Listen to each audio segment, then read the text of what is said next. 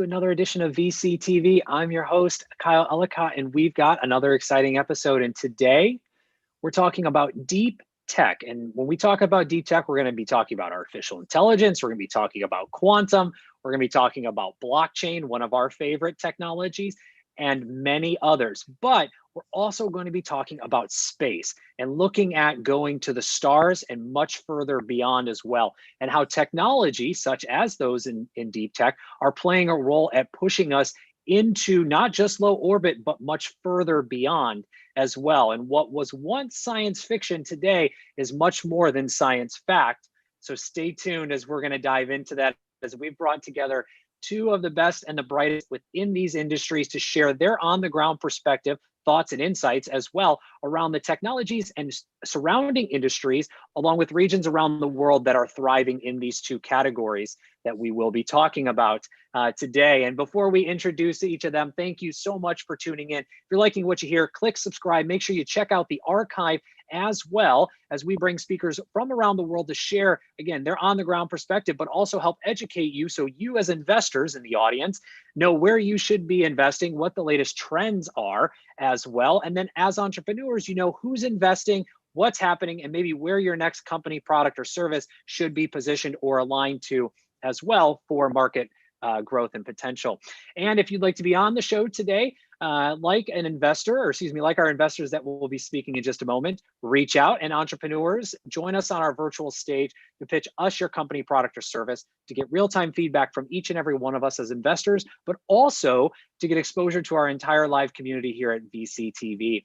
And a big thank you to the team at LATOKEN and to Maria for making VC TV possible every single day. Again, I'm your host, Kyle Ellicott. Let's go ahead and introduce our guest. First and foremost, the Grand Master of Artificial Intelligence, ladies and gentlemen, Gary Fowler. Welcome back to the show. Intro, background. Yeah, sure. My name's Gary Fowler. Great to be here. Great to see my friend Arena, Maria, you, Kyle. It's great. Anyhow, I'm a serial entrepreneur and investor. I've started 17 companies, 2 unicorns, involved in original management team at Click Software, sold for 1.35 billion. And also Eva.ai. I am the CEO, co-founder, and president of Get Shit Done, GSD Venture Studios. We curate AI companies from around the world and help them become unicorns using Silicon Valley support. I love AI, I love quantum computers. I just wrote another article on talking about when AI passes the human brain processes. So it's actually going to be in Medium, I think, tomorrow. And just love AI. What can I say? Wonderful. We actually had a great episode conversation, you and I, recently on quantum too, and where the state of quantum is, where things are going, and how AI and quantum are going to be one. And we'll leave that for there in just a moment, and where that industry is going. I gotta tell you one thing. I Please. Just got off the phone with some off Zoom with some really, really interesting folks. It looks like we have a new portfolio company that has developed a quantum-proof cybersecurity tool, quantum-proof. So I mean, it's unbelievable. Actually, I've been as enchanted with some of the technologies I've seen over the last 3 days. It's the things coming out are just. I almost said light years ahead. Here we are in space tech, but which we are on the space topic, and we also know with quantum, I got to be careful of my wording with mentioning the words curve or bending, as well, as those can mean a whole different thing when we're talking about that topic. But let's hold right there and introduce Arena. Arena, welcome back, crypto superwoman herself. It's an absolute pleasure. Also a huge fan and investor in the space industry. But before I introduce you, I'll let you take it away from there. Thank you, Kyle. I love this topic, space and deep tech. And look at us, 3 of us. I just love it. It's amazing what's happening in the space industry and in the deep tech, AI, quantum. I mean, your distributed ledger technology is really taking off, and that's a deep tech too. So we're just all embracing and living, in some kind of a quantum leap, that's for sure. pun intended. Irina Litchfield, many know me as a crypto superwoman. I am founder of Blockchain Cube. Blockchain Cube is a financial technology integration with distributed ledger technology, though the blockchain isn't a name. No blocks, no chains sometimes. Again, pun intended from the previous episode. Look at me, I'm on fire today, guys. So anyhow, oh yeah. I'm founder of a space fund, and Space Fund is the first venture capital dedicated to space. They actually just closed 6 months ago. They closed their first fund, and now they're opening next one, so Space Fund 2, and that's a little bit of a later stage for the later stage companies as well. So everything is exciting in the space industry, and I advise to many financial technology companies as well. So, but pleasure to be here, and I love that there's 3 of us, so we can really dive into some of the topics. Absolutely, and shout out to Megan Crawford as well, and you're founding a co-founder there at Space Fund, and also to Ifran, who just joined us on the blockchain panel, who's an advisor and part of the team as well. So if you haven't checked out Space Fund, shameless promotion, definitely do. Megan and I did an awesome fireside chat, just as Gary and I did on quantum, Megan and I did around space. So tons to talk about, and definitely check it out in the archive as well. But let's jump in. So DeepTech space, where are we going? Where are things at right now? How is DeepTech playing a role? And Irina, let's start with you. How is DeepTech, so AI, blockchain, and some of those other areas, playing a role in the space industry? Because traditionally, from previous conversations you and I've had, space industry had huge boom in the 60s and 70s, as we know, and then it went a little dark in terms of what was going to happen next, but it also brought us new technologies. Then we had the introduction of SpaceX and Elon, and Jeff Bezos now with Blue Origin, and many other companies, and Virgin Galactic. I want to make sure to mention them, as we spoke about them yesterday. And these companies coming in on the private sector. So now we've seen this huge progression, but 2020 started a new decade. A lot more technology, a lot more efforts around deep tech. What is the role that deep tech will play in the space industry for the next 10 years? And where do you see that going as well? Well, thank you. It's a great question. Integration of innovations is really crucial for what we want to do in space. Space settlement is definitely a challenge, and we do have to make sure we take advantage of all the innovations that we have so far discovered in order to be able to create new discoveries and innovations that will come as a result from us pushing those boundaries in space. Obviously, as we think about, AI is going to play a crucial role, right? The understanding of what's happening with your ecology inside of the, whether space station, the settlement, or for your distributed ledger. Simple supply chain and space payment transfers are very important as we are starting to see more and more service providers going to low Earth orbit, and then as we push forward. Just a small note too. For example, Firefly is a small to medium satellite launch company. They actually are transportation companies, so they're building a full infrastructure to be able to go all the way from launching satellites to actually delivering to moon and back. Right, and then they'll deliver past that. That's very exciting. They're sending their first rocket in February, and so they're sending their first payload and all of that. But as we move forward, we need to have very many different innovations, creating solutions, and also quantum. I want to mention quantum too. In order for us to be able to reach as far as we can see so far, we need to start redefining the way we think about physics, because we have hit a plateau at this point, and the traditional transportation method is not going to get us to where we can see at this point. As Gary mentioned many times, we have so many potentially habitable planets that we actually see and know that are there, but we are not going to get there on a rocket. It's just physically not possible, right? Because I mean, there's too many failure modes. And so in quantum, we are seeing a lot of interesting patents being filed and a lot of projects that are coming out, and they're defying, you know, the meaning of gravity and everything. So it seems really far science, and it is a very deep tech, but it is something that is happening. And I do believe that we'll kind of see maybe a sub disruption in the next 5 years, as far as the methods of transportation, and then possible that those that are building right now rockets to get us to bases,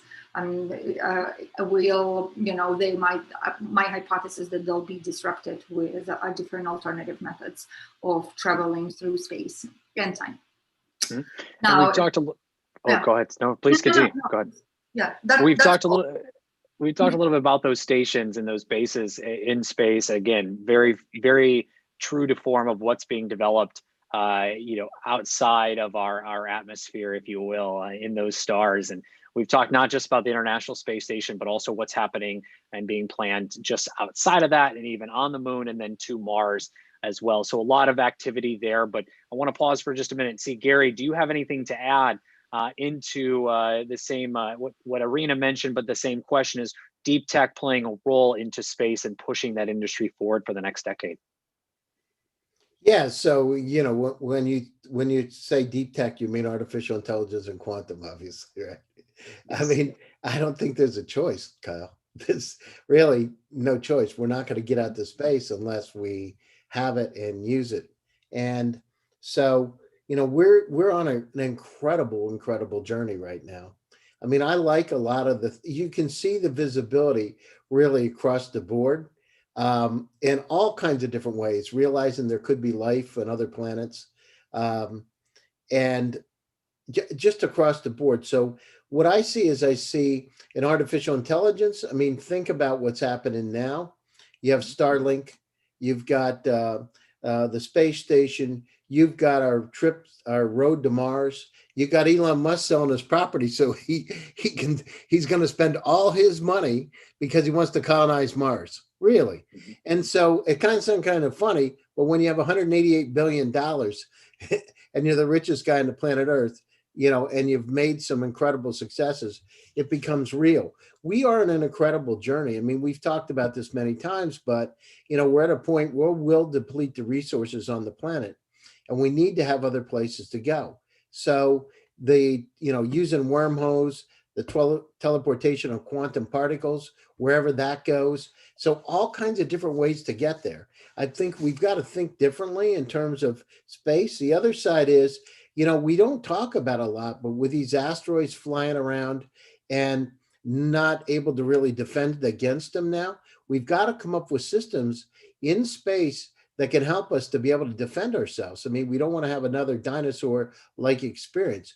Nothing good happens if a couple mile wide asteroid hits the oceans, right? Nothing good's going to happen. So we got a lot of work to do, and we need to know how to work together. The other thing is taking that trip to Mars. We're going to need, as the European Space Agency has, these smart AI assistants that can understand where we are in terms of our health, can help us psychologically. You know, it's not easy. Imagine being cooped up for a year in something not too big, and with all the stress involved. So how are we going to look at particles coming at us? How are we going to be able to deflect objects in space? We need to have artificial intelligence, and we need to have the systems to be able to look at all that data and instantly make decisions and course correct. So, and then you look at the technologies that we need to have. I mean, what's going to happen to our bodies when we're out in space that long, right? We're not really set for it with having no gravity. And look at the deterioration of muscles and that kind of thing. So it's an incredible time. And then, you know, the thing that's really interesting, look at all the innovations that come out of space. So, you know, everything from Velcro, right, from the Russians for the spacesuits, you know, onward and upward. freeze-dried foods, all kind of things come out of it that because of the push for space. So I'm encouraged. I have a call on Friday with one of the astronauts that's going up in Virgin Galactic, Per Wimmer, and your friend, right, Christopher Altman. It's an incredible time. I mean, we finally opened up. Our minds have finally opened up, and it's only happened recently. But we understand that there can be life out there. There's most probably life. Remember, there's 6 billion Earth-like planets just in the Milky Way that are close enough to a star that they're in the Goldilocks zone.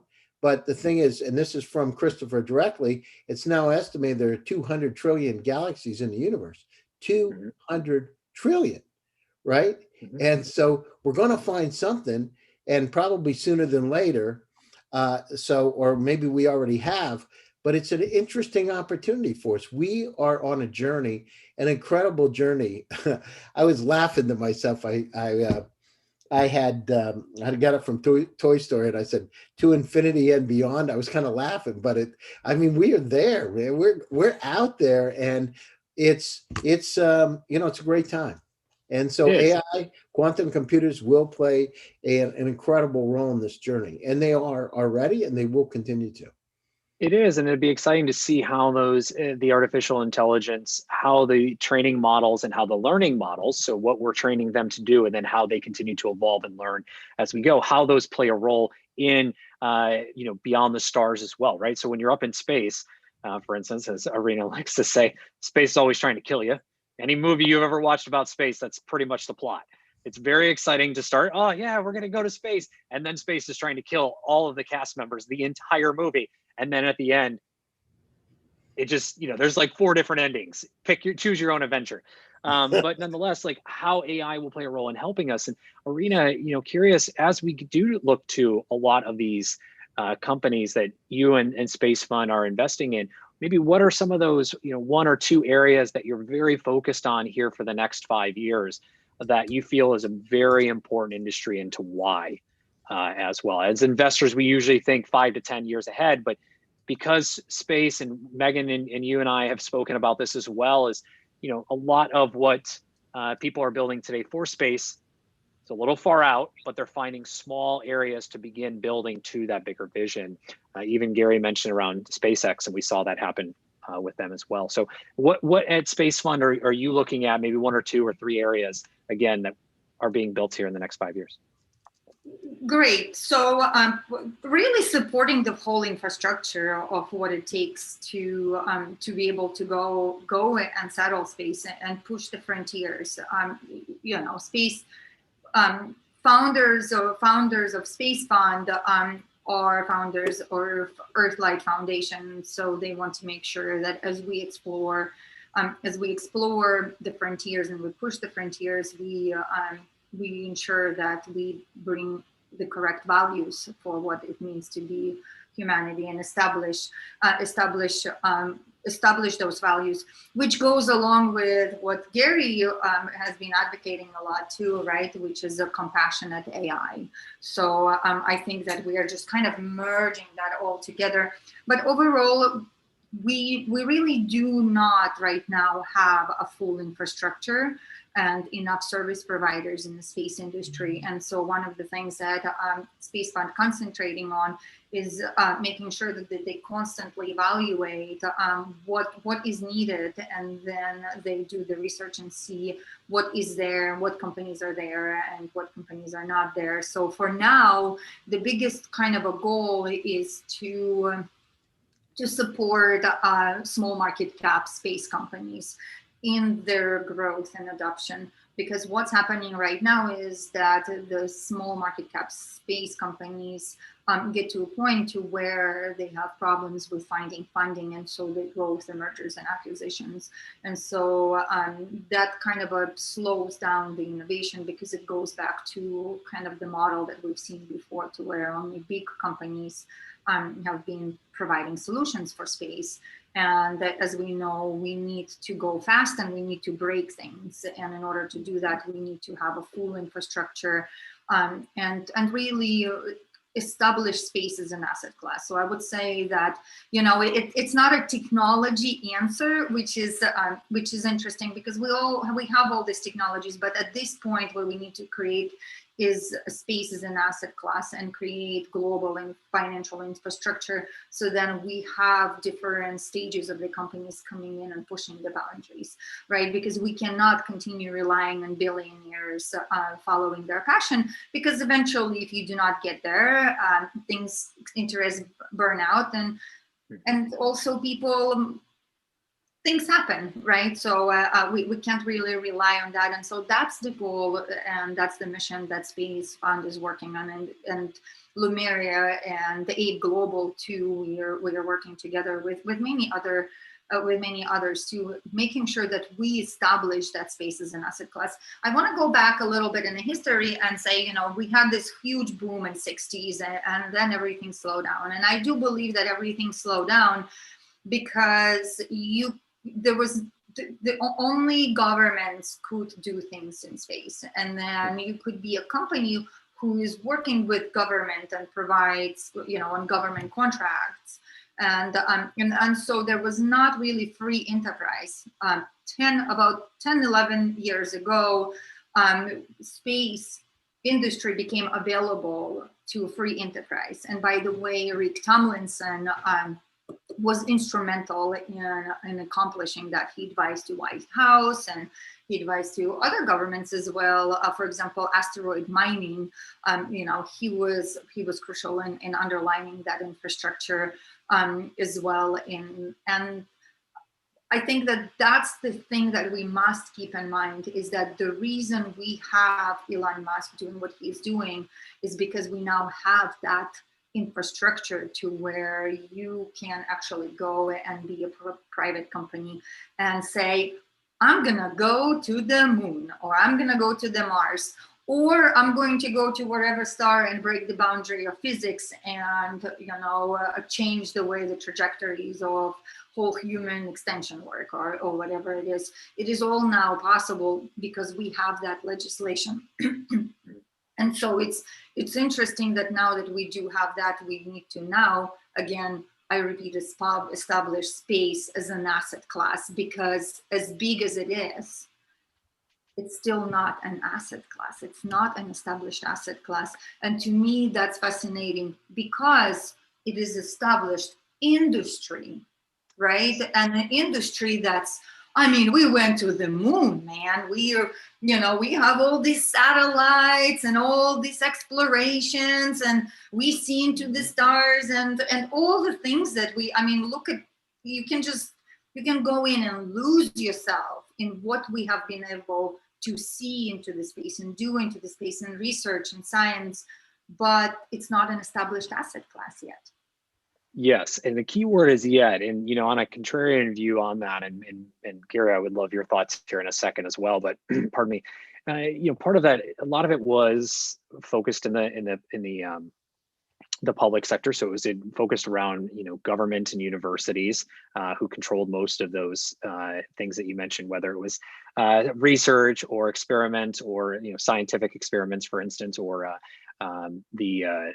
the routes getting there as well. And then also, typically from an investor standpoint, there haven't been many opportunities to get in to the industry, right? As we've talked about what you and Space Fund and others are doing, but then also a lot of the companies traditionally have needed a significant amount of capital, one, and then two, once they got the capital, the other question was, how do they get there? And the amount of money it used to cost, again, cost to even get to low orbit was so great that even if you did raise capital, you burned most of it trying to get one payload up, and that was it. And it either worked and you hopefully were able to make some kind of revenue to do it again, or else it didn't and you're done. So in fairness, you're right. It hasn't been an asset class until now. It's starting to become, because it just wasn't open. And now I truly believe and support you and the Space Fund and many others in this. We've seen Lux Capital. We've seen a handful of others that are focused on what was once called frontier technologies, now deep technologies, and now just individual, such as space and quantum and AI, that this is the decade where that will open up in a very dramatic way. Because again, those companies have big visions, but they need to start somewhere. And that's what we're starting to see as well, right? Looking at someone like, I think it's Made in Space, and how they began around 3D printing. And whereas as a 3D printing company, we're able to get a 3D printer into space as well and start doing both sides, not just one as well, which again has been costly for now.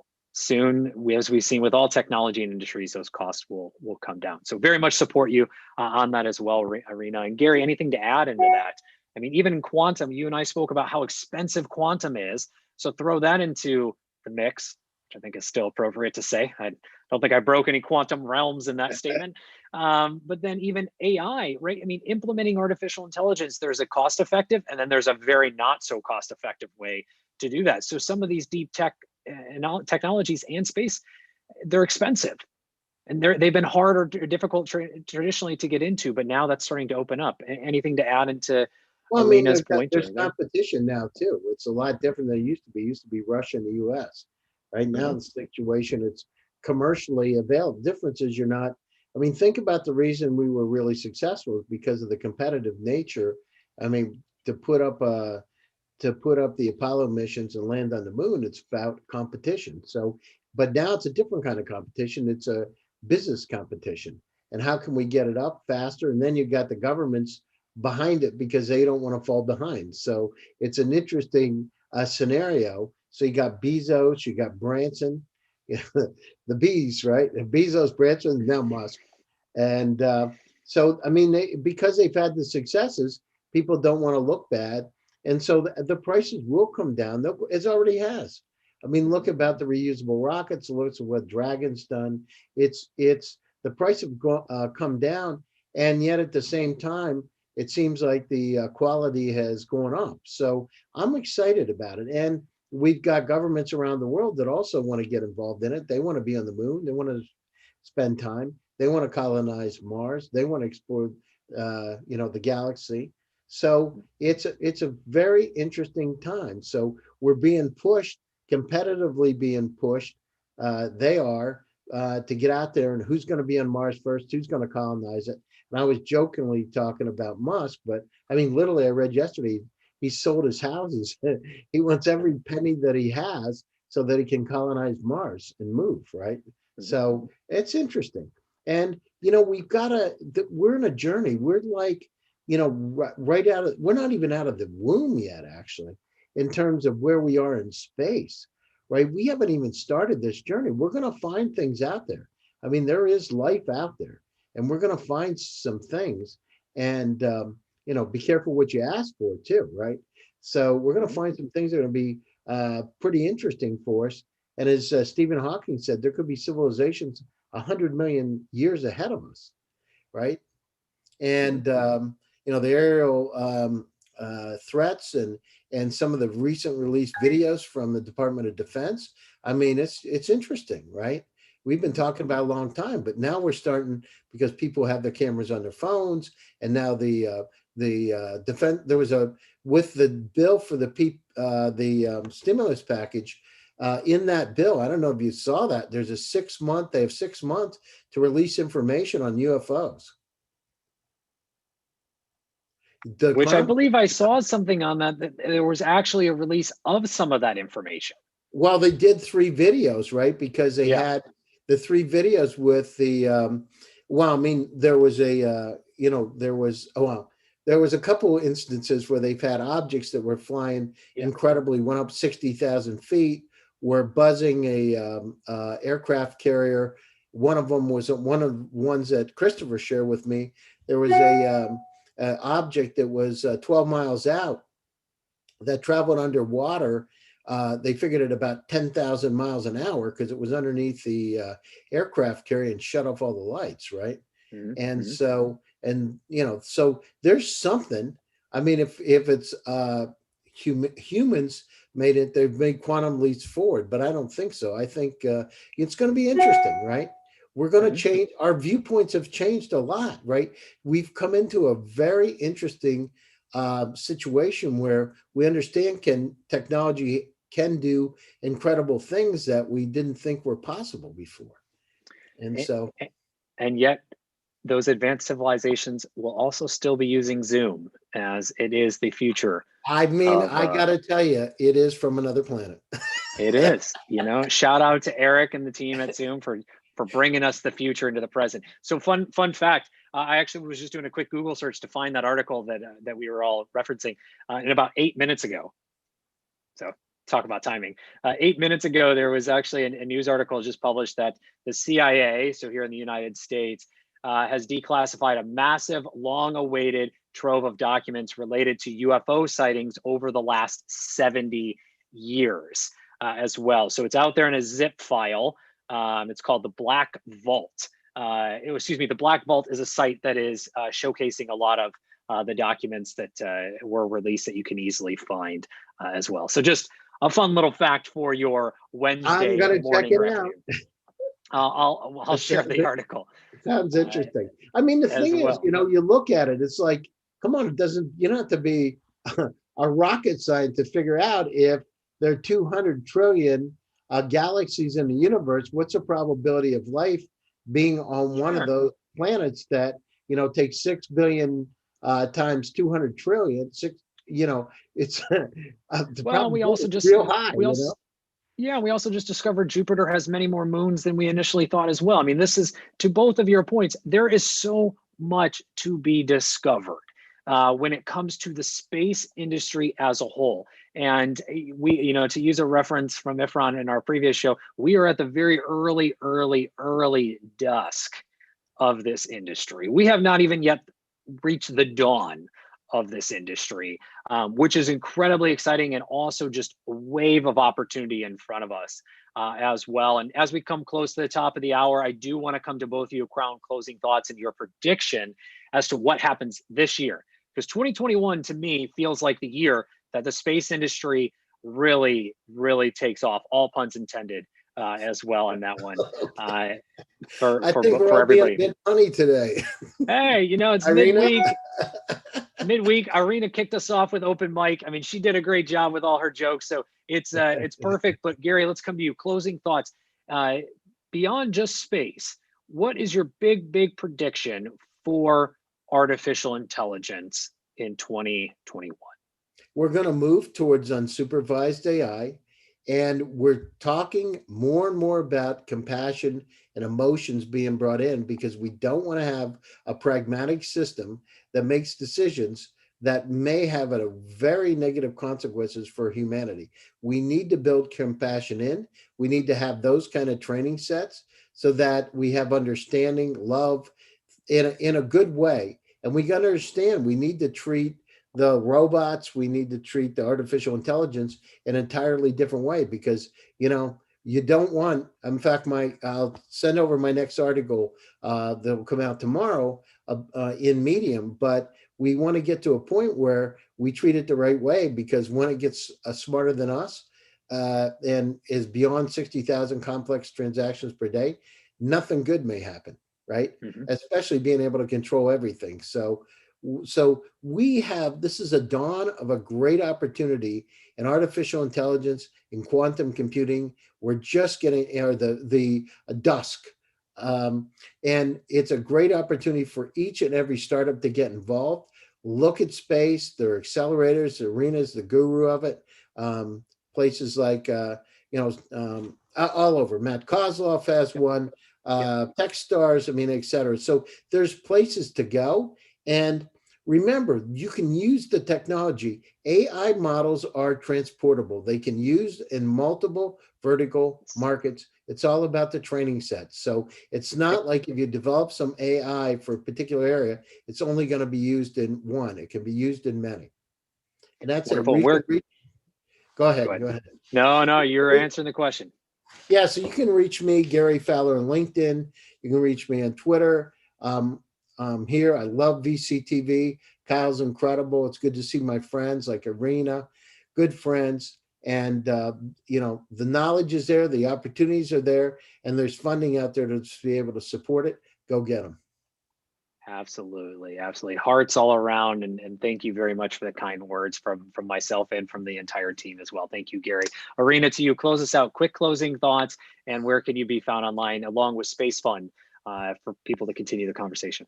Just Google Space Fund, and you'll be able to find it there, and that's where you can really find the references that I mentioned about the space rating. You'll basically be able to see kind of what does the ecosystem looks like, what is overfunded, what is underfunded, what opportunities are there for either investments or just keeping an eye, or being an entrepreneur and starting a company. And so I do want to encourage entrepreneurs to start looking at the space and seeing what kind of solutions they can come up with. And my closing thoughts would be, think outside of the box. I think that's one of the things that we've been training ourselves, and we've observed that things can change very fast, and they can change in a very global scale.